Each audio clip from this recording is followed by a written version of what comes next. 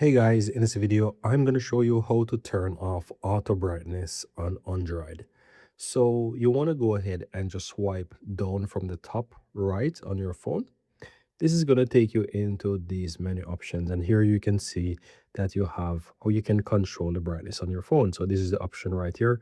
And you can see next to it that it has the dark and so forth, right? Now, how do you actually turn off auto brightness? Just press and hold on this little feature here, and you're going to have a pop-up that shows brightness. Now, the auto brightness is this feature here that says adaptive brightness. And so if you turn off this, then click done, then auto brightness will not be a problem anymore. Once you set it to how you want, then that will always be the brightness.